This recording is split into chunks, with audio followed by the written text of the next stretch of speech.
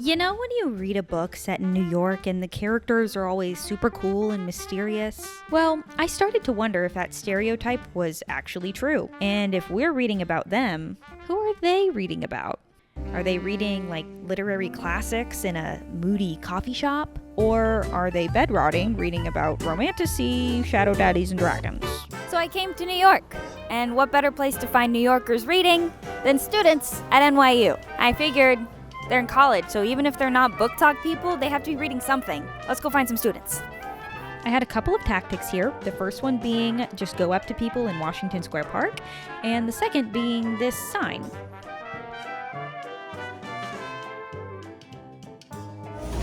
Need a new one.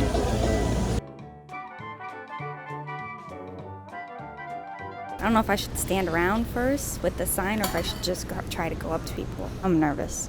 I decided I was not feeling brave, so I'm trying the sign. Look approachable. New York City is definitely not the place to be timid because the sign was, not working. But I can't say I got 0 recommendations. That would be kid. Oh, good. Thank you. That's a good one. Okay, I think to find students, I may have to go up to people. I don't know if they're coming up to me. I think class just let out. There's a lot more people here. They all look really busy and they all have headphones in. Oh, the guy with the sweatshirt. Hold on, I got it. I, in fact, did not have it. Okay, never mind. Never mind. That didn't work. He walked away. It's going well. Excuse me? Could I ask you a question really quick? No, sorry. Okay. That's fine. Excuse me? Could I ask you a question really quick? Oh, bummer. Damn, no, it's cool. Yeah. Cool. I think I need a break. I think I need to play with dogs. I'm overstimulated. After all the rejection, I realized my problem. I'm asking way too many men. I need to find the girls. Okay, so there's a girl over here that I think she's reading. I'm gonna see if she can recommend me whatever she's reading. So she wasn't reading. She was drawing a human skeleton. That was a fluke. I'm gonna ask more girls. Excuse me, could I ask you a question really quick? Do you mind being on camera? No, it's okay. These girls were super nice and actually gave me some great recommendations, but they weren't students. So for the sake of this video, I'm gonna move on. But things started to go way better after this. Can I ask y'all some questions? Y'all happen to go to NYU. We do, all three of us do. These girls were super chill and immediately gave me local New Yorker vibes. I'm from Jersey, so it's pretty comfortable to be in the area. Do y'all have any book recommendations for me? Right now I'm reading The Midnight Library. Is it fiction, nonfiction? Fiction, but based on reality. Okay. Awesome. Thank you guys so much. Have a good day. Success. Much success. That went really well, and this is not even editing magic. Almost immediately, I met I'm Claire, Madi. Okay, are y'all NYU students? Yes, we are. Yes. Yay. Are y'all from New York?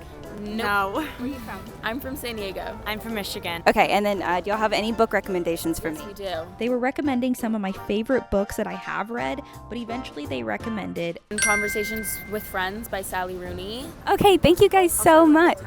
Yes. Beautiful. Okay. Great, have a good day. It was so nice to meet y'all. Before going to the bookstore, I wanted to take a little break because I was pretty tired, and I wanted to try to romanticize New York in the way the books do.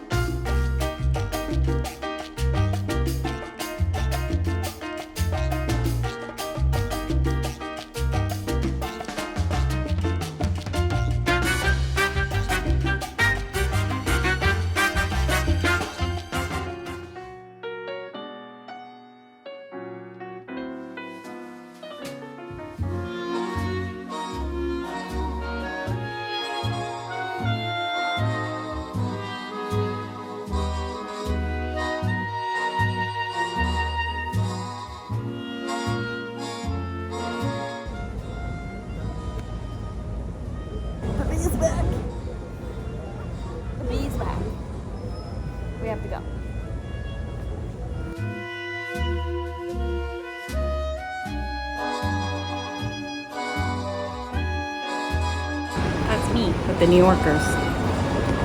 Persisting.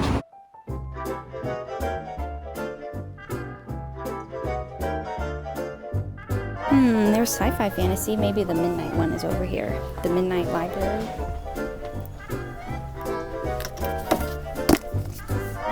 Got one. R-O-O. Ha! Conversations with Friends. Oh, this one's little. Okay. Acquired. I also did end up buying some of the books the British girls recommended, but I think I'll save them for another video. The rainbow fish. I love rainbow fish. I think I need it. Precious. I'm getting it. Looks. That's Maddie right there. No, that's cute. These are me and Maddie for sure. Okay, I'm gonna get her some of these. After fueling my shopping addiction just a little bit, it was time to start reading. What are the odds you want to donate to the Cari Book Fund? I'll tell you. Okay. Could be worse. Okay, so it has been a while since I was in New York, but that's okay. I'm about to start reading Conversations with Friends by Sally Rooney. I have not read a Sally Rooney book. I know that Normal People by her is really, really popular, but this is what two girls recommended, and they seemed really excited about it, so I don't know. She's not really my kind of author. I'll go ahead and read the back. Frances is a cool-headed and darkly observant young woman, vaguely pursuing a career in writing while studying in Dublin. Her best friend is a beautiful and endlessly self-possessed Bobby. At a local poetry performance one night, they meet a well-known photographer, and as the girls are then gradually drawn into her world, Frances is reluctantly impressed by the older woman's sophisticated home and handsome husband, Nick. But however amusing Frances and Nick's flirtation seems at first, it begins to give way to a strange and then painful intimacy. I mean, I don't know how I'm gonna feel about this. Again, it's very realistic. It feels very kind of harsh reality to the world, which I guess is kind of New York, but it seems to be about messy female friendships, and I have an absolutely beautiful female friendship. Maybe there is a reason to not be reading fantasy and romance and good time books all the time. I guess we'll find out.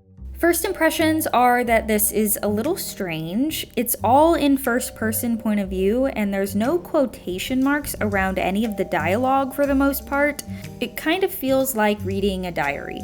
I'm on chapter 3, page 18, so I read about 20 pages, and I guess it kind of set up where this book is gonna go. Like it says on the back, it seems like Frances and Nick kind of have a flirtation, and Bobby and Melissa might, but I don't really know. So it can get a little confusing as to what's in Bobby's head and what people are actually saying. But other than that, I think it's pretty easy to read. I'm not loving where the storyline is going. We'll see, okay? I'm gonna stop being negative. I'm gonna really give it a good shot. I'm trying here. There's gotta be a reason people read these. It's a Hulu show. There's gotta be a reason people read this. So I only read 2 chapters last night, 20 pages in of Conversation with Friends, and I had to take a break and read my breather book, the Cinnamon Bun Bookstore, because literally reading the first 2 chapters of Conversations with Friends, it felt draining to me. But again, I am still gonna give this all I got. I've got about a 4-hour drive ahead of me. I'm driving home from Austin right now. My dog's in the back. So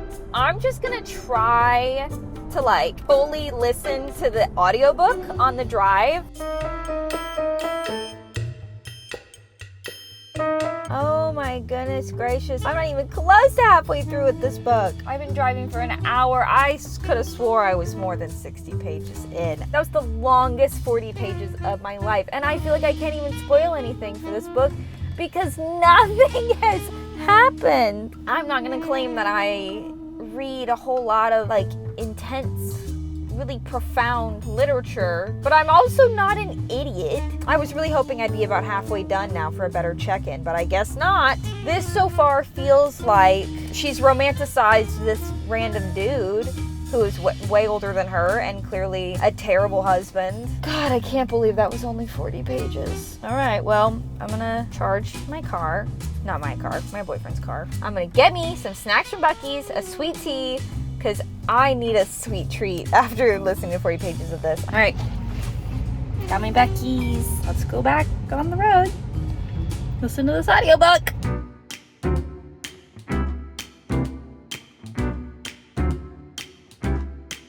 All right, let's see. I'm at my next stop. I'm like halfway through chapter 15. I'm on page 135 out of 300. Almost halfway there. Still nothing that great happening. Like, I don't like any of the characters. It just seems like a group of shitty people. None of them seem cool, that's for sure. I don't want to hang out with any of them. Maybe that's the point. Maybe it's about maybe they're not actually cool, they just looked cool. I don't know, but they're all annoying me. I hate it. Again, I'm gonna finish this book. Whatever, at least I'm almost halfway done. If this is what people are reading, I'm not loving it. Okay, I just got home. Ignore my full laundry hamper. Okay, I'm on page 270 and I've got about 30 pages left. So I don't know, I feel so drained reading this book, but I'm gonna finish it. Maybe it has some renowned ending that like ties it all together. We'll see. We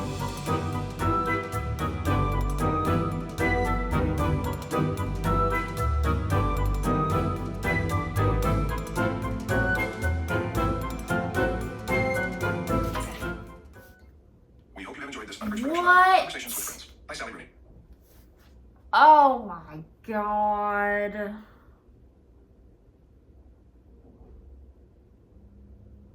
Oh my god.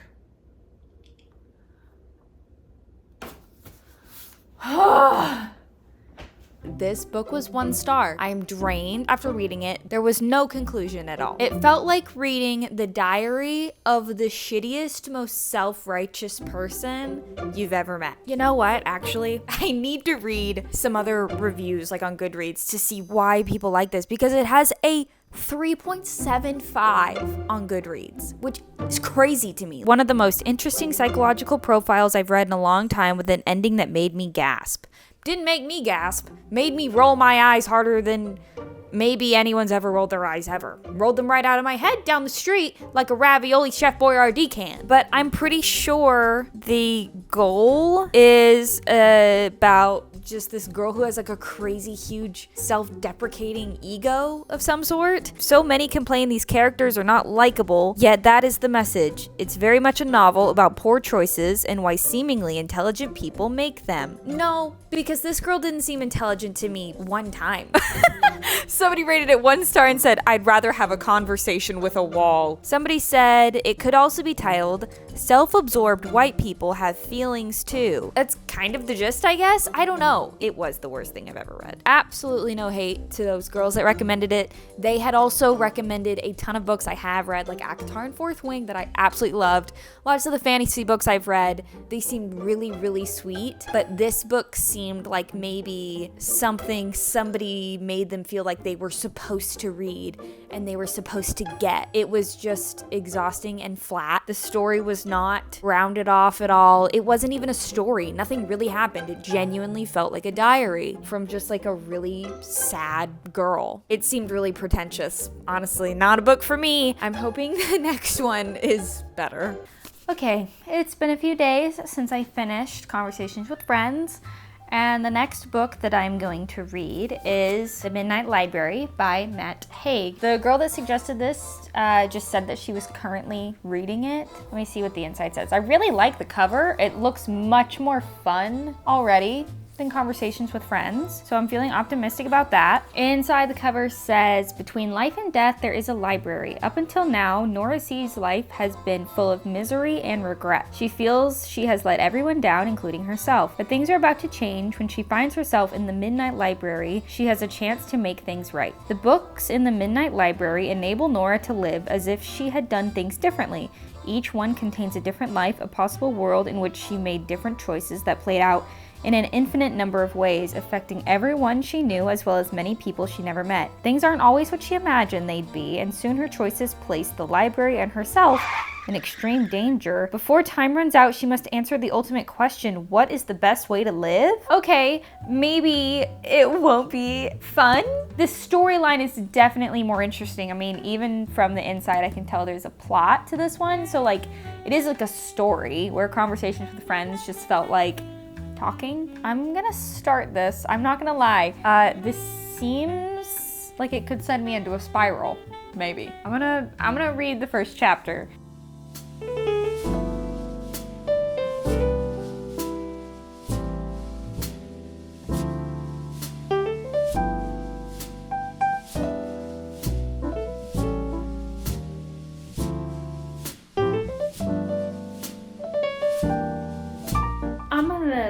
little trigger warning here, I think. I don't know, this book seems like it might have to do with unaliving oneself. I think that's where this is going, unfortunately. Okay, that's heavy.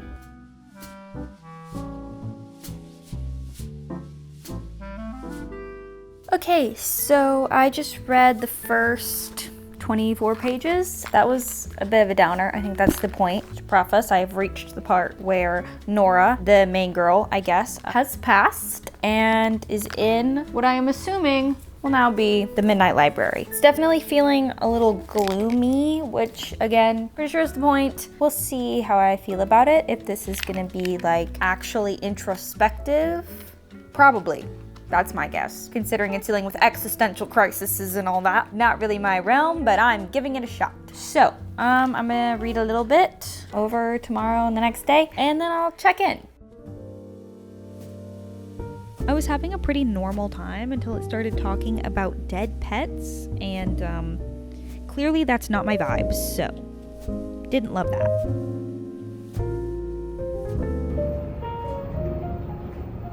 Wait.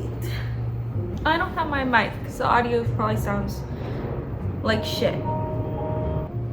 I'm 66 pages in and that literally almost made me cry.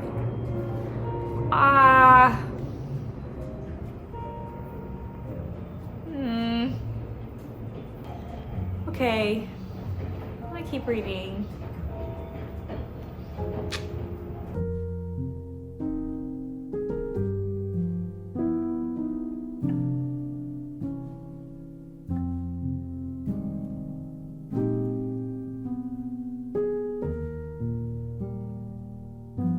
Obviously, this is a more emotional book, and I am not known to be a super chill person. I am very emotional, and I was also PMSing really bad while reading this book. So since I realized I was feeling a little bit dramatic, a little bit emotional, I decided to just write down my thoughts and reconvene after a couple days.